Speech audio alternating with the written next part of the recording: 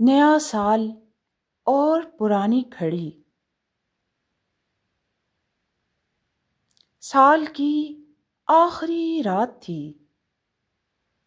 آسمان پر ستارے ٹمٹما رہے تھے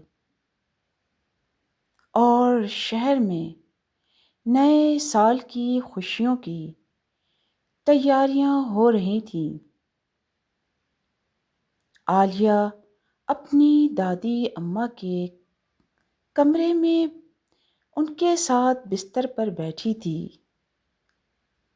دونوں نے کمبل اوڑھ رکھا تھا۔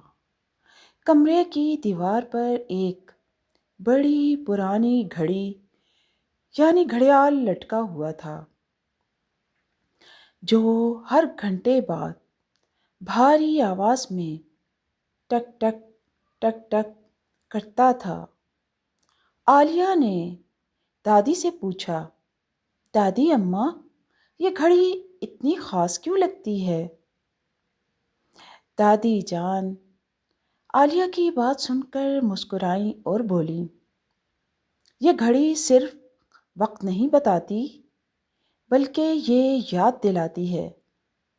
کس بات کی یاد؟ عالیہ نے حیران ہو کر پوچھا۔ دادی جان نے آہستہ سے کہا، ہر سال کے آخر میں جب یہ گھڑی 12 بجاتی ہے تو یہ انسان کو اس کے پچھلے سال کے اعمال دکھاتی ہے۔ نئے سال کی آمد میں صرف چند لمحے ہی باقی تھے۔ جیسے ہی گھڑی نے 12 بجائے، عالیہ کو لگا کہ کمرہ روشن ہو گیا ہے۔ اس نے دیکھا کہ وہ خود پچھلے سال میں ہے۔ کہیں وہ غصہ کر رہی ہے، کہیں چڑچڑی ہو رہی ہے،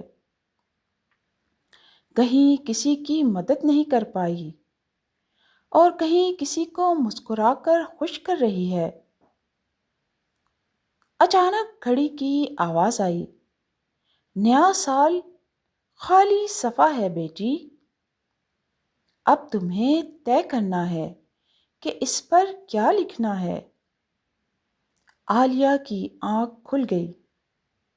گھڑی خاموش تھی۔ دادی سو رہی تھیں لیکن عالیہ کا دل بدل چکا تھا۔ اگلی صبح نئے سال کے پہلے دن عالیہ نے اپنی ایک خالی کاپی کھولی اور لکھا، اس سال میں زیادہ مسکراؤں گی، کم شکایت کروں گی اور جتنا ہو سکے دوسروں کے کام آؤں گی۔ اپنے ماں باپ کے لیے فخر کا باعث بننے کی کوشش کروں گی۔ دادی نے کاپی دیکھ کر کہا، یہی ہے اصل نیا سال بیٹی۔ نیا سال کیلنڈر بدلنے کا نام نہیں دوستو، خود کو بہتر بنانے کا موقع ہے۔